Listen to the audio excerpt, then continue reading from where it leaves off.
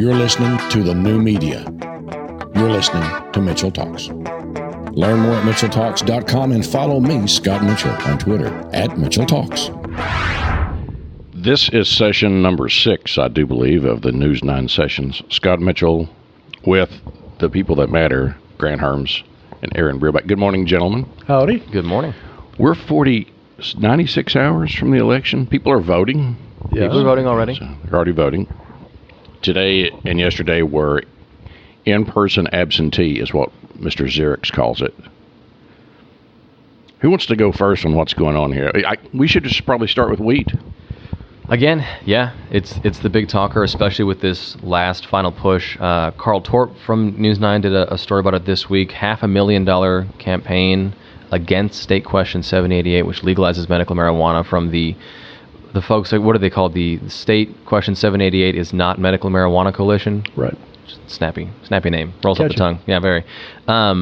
Interesting. This new push of ads that came out this week. I've only seen 2 so far, but they're running everywhere, and it's almost nearly constant. I didn't go to the press conference this week. Aaron, did you go to that? I did. How was that? It was pretty much exactly what you would expect. It was, you had, 6, maybe 7 different people, combination of doctors and business leaders and religious leaders. Every single one of them started off their spiel by saying, we're not opposed to medical marijuana. We're opposed to 788. Every single one of them, very pre-scripted. But their message was they believe that the wording of 788 is way too vague, and it leaves the door open for recreational marijuana. They put out a display which showed how many joints you'd be able to carry. They say roughly 85 joints you'd be able to legally carry, which is above and beyond what you would need for your common glaucoma treatment in one day. Several pounds of marijuana. It was actually oregano, but it looked like marijuana. And just their point was this is way too much pot to be able to grow. And under the law, they seem to be right. Is it 6 mature plants and 6? 6 mature plants and then 6 plants that can't grow anything. I don't know. We did the truth test today on their ads, which were more misleading than they were true when we did them. We'll get back to the 12 pounds of pot thing in a second, but the idea that folks can smoke anywhere in public isn't true. You know, if anywhere where you can't smoke a cigar or a cigarette now, you wouldn't be able to light up your medical joint. Right, and the current law is very clear about that. It's you can't. It doesn't say tobacco. It says you can't light up anything. Right. The idea that anyone could get medical marijuana for any reason also isn't true. You have to be 18. Unless you're younger than that, then you got to get 2 doctors to sign off on it, plus a parent or guardian, and that doctor has to follow accepted standards for prescribing drugs. Now, that's kind of wishy-washy, but it is for other prescription drugs too. So we call that one misleading. The one that is true, though, even if it is really improbable, is that someone's going to grow 12 pounds of pot in their dorm room a year. You can have 6 growing plants. On average, they produce 1 pound of weed that you can use. The 6 seedling plants can't produce anything, so it's a little misleading to say that you can have 12 plants at once. But, 6 plants that grow pound of weed every 6 months, which is the grow cycle, is 12 pounds of pot. And schools, under the law that would be if this passed, can't prevent someone or penalize someone for following the medical marijuana law. The fly in the ointment, though, is that the marijuana would still be illegal under federal law, and a lot of these schools receive federal funding. Sure. So there is a back and forth there as well. It just depends on how much they want to prosecute or not prosecute these things. But regardless, 12 pounds of pot, that's a whole bunch of pot. It is. It is a whole bunch. And if they distribute it, it's breaking the law. If they sell it, if they want to sell it, they have to be 25, and they have a commercial license instead of a medical license. So the idea that, we would just have dorm rooms full of weed, not like they aren't already, but we'd have dorm rooms full of weed because somebody down the hall is growing it, would actually be an illegal idea versus what the law is intended to do. So right, and there's a lot of question in terms of how would you maintain that? How would you make sure that the person isn't growing more than 12 pounds and selling it out the back door? Also, have you seen a dorm room? I don't think Once you or could twice. fit. Yeah, they're about as big as a closet. Sure. I'm not sure you could actually fit everything you needed to grow 6 plants in there. Yeah. But is it possible? Sure. And Is it I likely? don't know No. if dorm room is probably the best term they could have used, quite honestly. Frat house might have been a better way Maybe. to do it. I agree. You got 10 guys in a frat house, each growing 12 pounds per year, 120 pounds a pot. Yeah. That's a lot of pot. We'll see how convincing this set of ads is here in this final push. I mean, there are a lot of people who I think have been looking for a reason to dislike this, and I think that these ads give them a lot of reasons to vote against this. If it passes, I'm also curious to find out how much it would cost the state to build the infrastructure for this, which every department in the U.S. says we don't have. I think that's a fascinating story that is on the horizon. Yep.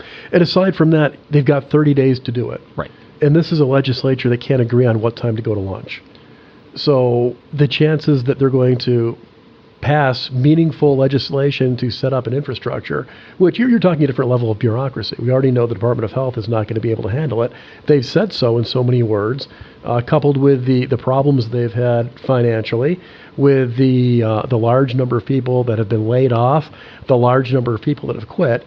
They don't have the ability to do it. So you've got to set up a brand new system, an entirely brand new bureaucracy that's not just going to cover the health aspects of it, but the agricultural aspects of it, the taxing aspects of it, things that really haven't been touched upon, and that has to be done in 30 days. Right, and it's not just one level of bureaucracy, but it's several that have to work together in a way that is cohesive, which even right now we're not very good at in the state of Oklahoma. So it'll be a tall order should this pass, especially the governor said she's going to have to call a special session for this. And when you sat down there and you were talking about constitutional carry and that getting mixed up in this newly called special session, which would only bog the rest of this down. Right. And there's been quite a bit of discussion as far as that's concerned at the Capitol. Are they going to bring up constitutional carry again during what's expected to be another special session? You would assume somebody would, whether it's Nathan Dahm or whether it's Jeff Cootie. It's somebody who was initially pushing for that right after the session ended. Yeah, Nathan Dahm already said that he was sending up test balloons on that. So, but then the question is, how many of the Republicans that backed it before will back it again now? How many were just doing it to get through the primaries? And how many genuinely believe that constitutional carry is a good idea? Do you think it's a good bargaining chip or an exit strategy for people who don't want to implement something for medical marijuana if it passes? Do you think it's a good stall tactic? A diversion? Yeah, I mean, like, we'd have to do something eventually, but a good diversion to end up passing something really watered down, or that they can throw their hands up in the end and be like, we spent so much time on constitutional carry that this is what you're getting for medical marijuana. I think that's a good possibility. And I think realistically, even if constitutional carry is not part of the equation, you're still going to see that happen, because you're going to see two sides, the House and the Senate, not able to agree on how to put together this infrastructure. The clock is going to run out, and you're going to see, my guess is, you're going to see 788 go forward just the way that it is. It still has a decent amount of support. I mean, the last I saw, it was still above 50% in favor of, despite the new ads that have come out. So if it passes, how much do you think they're going to listen to the people who voted for this? Yep. And it's 50 plus 1. And what we're not taking into consideration is there are a lot of people that ordinarily are not voters that are going to come out specifically for this issue. And right now, a lot of the polling is done based on voters, likely voters, not necessarily those who are going to be first-time voters backing this. So I think that might be the horse in this race that we're not really counting on. This week, the president dominated the airwaves again, and we don't spend a lot of time talking about national stuff, but this week, the immigration thing reaches into Oklahoma, Grant. Yeah, that's right. So Congressman Steve Russell, who's in Oklahoma's 5th district, which is the Oklahoma City metro area, but north of Moore, that's Tom Cole's district, he gave a pretty impassioned speech on the House floor. It was an undressing of this administration's zero-tolerance border policy, especially when it comes to separating children from their parents at the border. At one point, he called out Jeff Sessions, not by name, but in a roundabout way, using a Bible verse that was specific to Sessions and some of the other members of the president's cabinet. And then a lot of language we don't normally hear from him. So that is not common for Steve Russell. He's usually pretty reserved. He's usually while I think a careful thinker of things, he's usually not someone to lambast in this way, and it was surprising to hear from him. Why do you think he took that track? I think it's for a couple reasons. I mean, obviously, electorally, I think it helps him. He's got a stronger Democratic challenger in Kendra Horn, and his district has moved left. It's not purple. It's certainly not blue, but it has moved left if you look at the Cook Political Report. And so I think he's trying to sew up the election for himself in November. Now, I also don't think it's as craven as that to be solely that. I think also he does a lot of work with migrant children, with children from Iraq and Syria and the victims of war over there, and has pushed for, when the travel ban happened, he also pushed for certain stipulations for victims over there to be allowed into the U.S. So I think it's a dual purpose for him. So I agree with you, but in terms of how politically effective it's going to be, I kind of question that. Only in that the immigration crisis, the children being torn away from their parents, the pictures of babies crying, I think that's the flavor of the week this week. And I think 2 weeks from now, you're not going to see it on Facebook anymore, and it's going to be something forgotten, kind of like Stormy Daniels. It was something that everybody was talking about for a week, maybe a week and a half, and now all of a sudden it's Stormy who? Right. It depends on how long the immigration issue drags out. I mean, we know that the Trump administration believes that the more they talk about immigration, the better they do at their own base. So I think come September, October, immigration will be back in the headlines, and they can dip back into this and use it again. But we'll see. Michael Avenatti's calling. He hasn't been on the tube in 2 weeks. He'd like to do his show. You ever see anybody that rocketed to fame? He's going to make out great like a bandit over this sort of stuff. But so that's the federal race. There's nothing going to be surprising at all about any of the federal stuff this week, right? I don't think so. Tell us what you know about Kendra Horn. I know next to nothing about Kendra Horn. I've met her a couple times, but as far as I can tell, she's a pretty boilerplate Democrat. She's running a few ads right now, but other than that, I don't know much about her. Well, here's what I know about Kendra, having met her a few times, and I know Steve Russell pretty well. She's one of those Ds that has the charisma. She inspires people. That's a dangerous thing if you're a Republican running against her. So we'll see where that goes. Do we want to talk about the OU debt problem? Was the announcement this week that there's not going to be any more cranes seen at OU in the skyline? More or less, if you ask incoming president Jim Gallagly, Gallagly is a difficult name to say. We should just call him Jimmy G. I think that's... Or change his name, Jones. Yeah. Jimmy Jones. Jimmy Jones, yeah. I like it. Yeah. Jim Jones, probably not a good idea. Maybe not Jim Jones. Be careful with that one. Yeah. Although OU football fans, kind of a cult anyway. They drink the Kool-Aid, yep. Well, so anyway, we are talking about the announcement that came this week from the OU Board of Regents that OU is nearly $1 billion in debt, a lot of it attributed to the campus construction projects, all the improvements, all the new buildings, the new landscaping and everything, infrastructure there on campus that happened under outgoing President David Boren. Now, OU's debt problem is not uncommon. OSU has close to $800 million, $810 million in debt. But after coming off a year of public education and state funding and, waste, fraud, and abuse in certain agencies, it's not a great look. It's a horrible look. It's a horrible look. Why not, especially with, and you were a college student more recently than I was, but the amount of money that we're paying to send kids to college is insane. And when kids are walking out of college with so much debt that they can't work in their chosen fields, they have to take 2 or 3 jobs plus. When teachers can't afford to teach because they have to take jobs in other careers because they can't afford their $80,000, $90,000 loan bills, and then we just keep on building these massive campus kingdoms, putting ourselves $1 billion in debt in the process. Why wasn't this reeled in?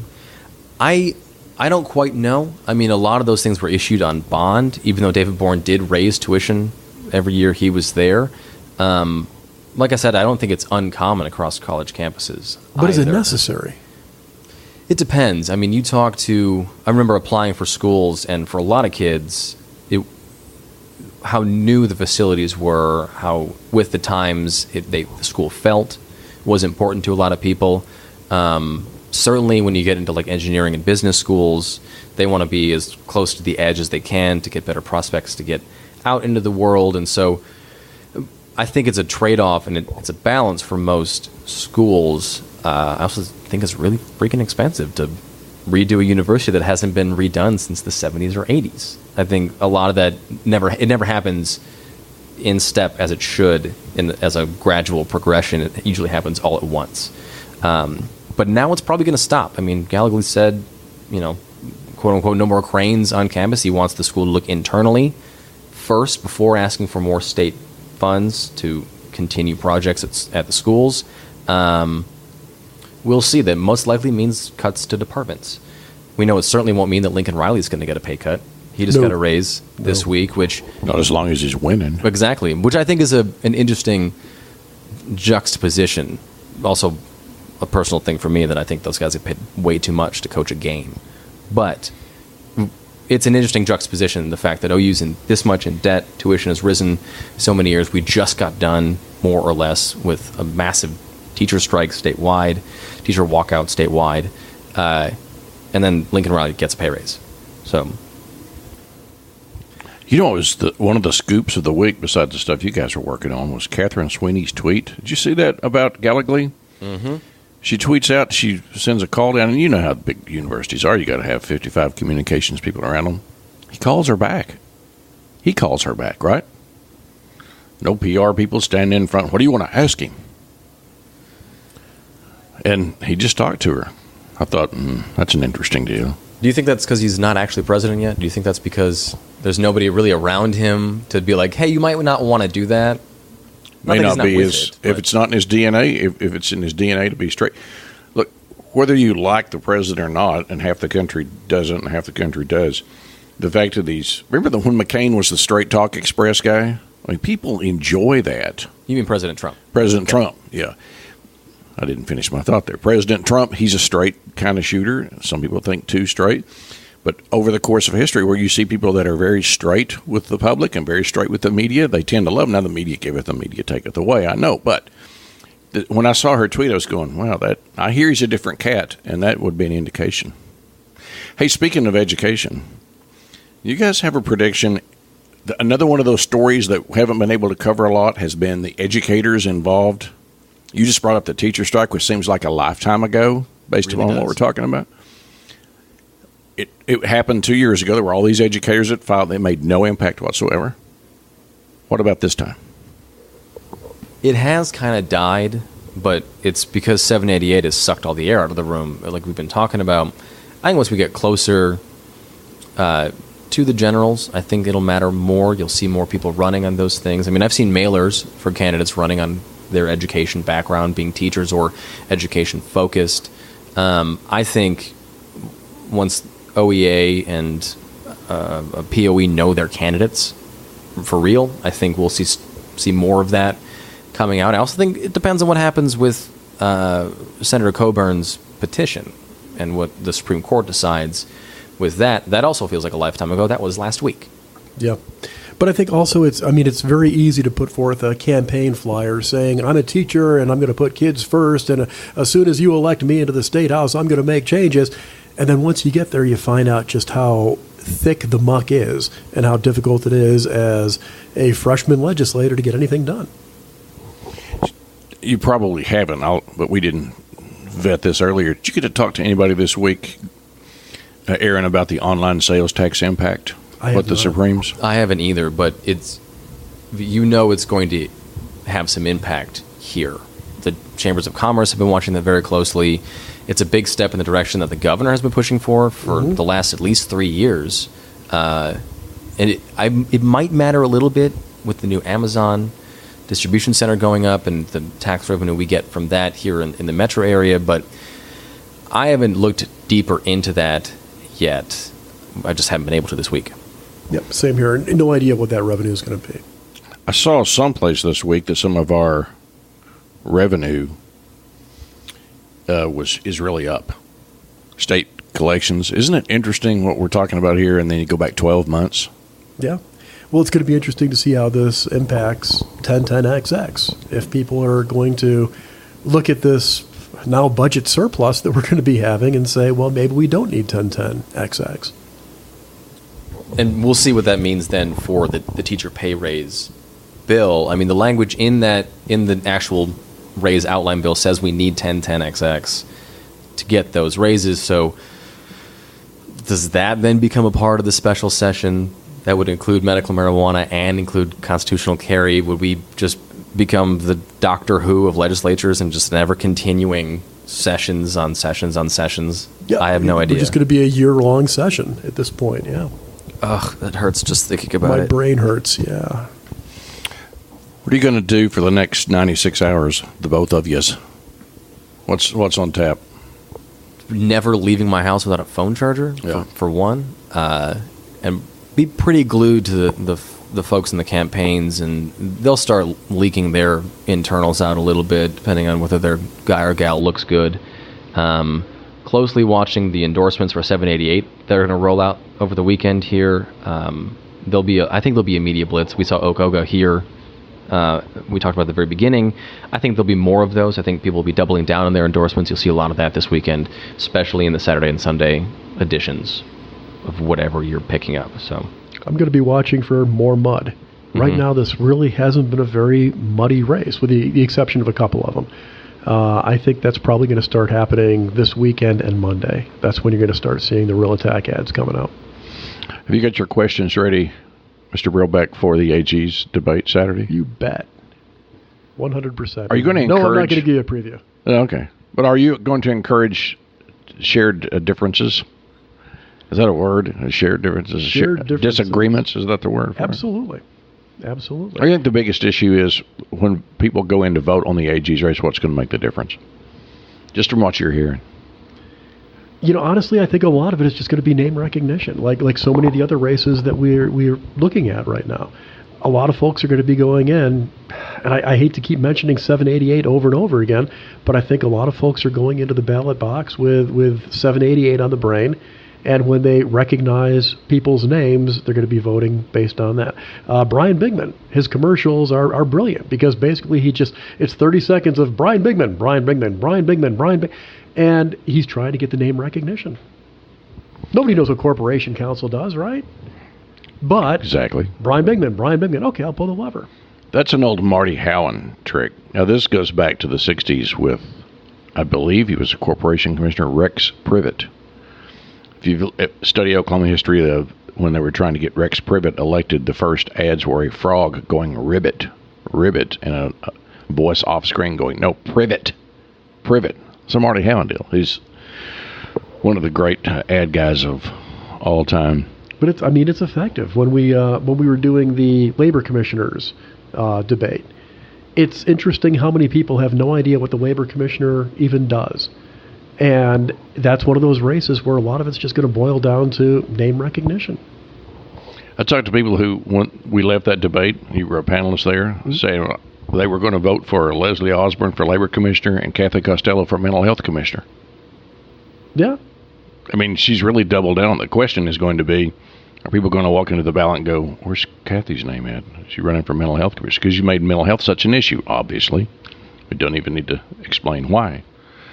So auditor inspector got hot this week. You got contestant on the Republican side. I guess, is there a Democrat? It's just a Libertarian, right? They don't have it. Which one? And auditor and inspector. Auditor, yeah, just Libertarian. And then there's the AG race. We haven't even mentioned Lieutenant Governor's race. Because it's a snooze. It's a snooze.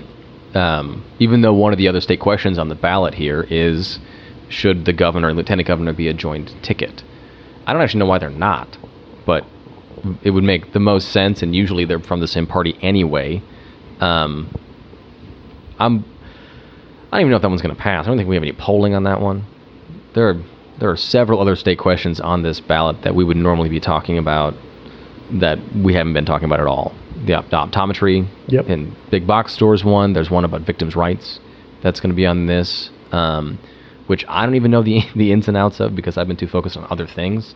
But I think some people might be surprised when they get to the ballot box on Tuesday and see just how packed this primary ballot actually is. Yeah, I think a lot of people are going to be reeling.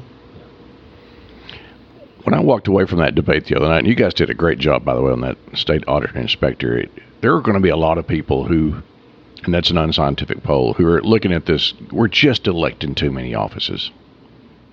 We elect everything. And back to the LightGov race, I had a trooper tell me of some authority that the whole protection detail for the LightGov happened when Spencer Bernard was lieutenant governor. He kept running into things, so they got him a driver. He was an older guy when he was lieutenant governor.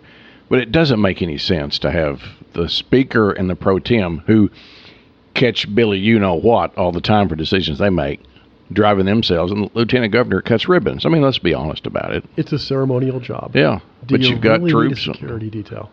$250,000 a year for that sort of stuff.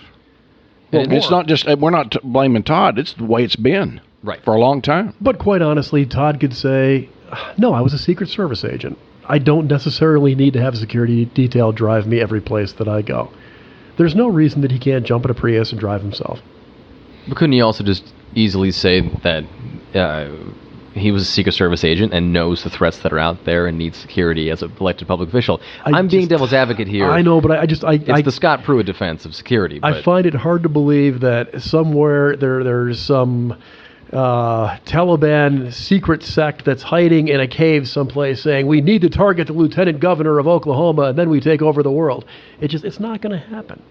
I agree. I mean, what does the guy do? He cuts ribbons. I agree, but he says that out loud, and I think you get a lot of people go, "Oh yeah, of course, right, absolutely." I don't know. I don't think a lot of people are going to buy it. I mean, what does he do as lieutenant governor? What does any lieutenant governor do? I don't know. I don't think most people know anyway. Right. But I think. But you're not in the public eye. You're just. I don't see the need for it, and I don't know why he hasn't stepped forward and said, you know what? I don't need the security detail. I'd rather have these troopers on the road. And I don't need them driving me around to campaign events. I can take an Uber. Listen, the thing that the next lieutenant governor, let's say whoever wins, what they ought to do is they ought to get rid of that detail and get themselves, not a Prius, but a truck like the storm chasers use here. Yeah. You know, with a lift kit on it, a lot of antennas, John Wayne looking deal. Roll bar? Yeah. I mean, that's what you want. I'll give up the troopers. Let me drive David Payne's weather chaser. Gun rack in the back? Those look like those might be run flats. Yep. Right? I'm sure there's a rocket launcher on that sucker at some point. I wouldn't be surprised. All right, so the tornadoes. We will see you guys. I guess do you know where you'll be election night? Yeah.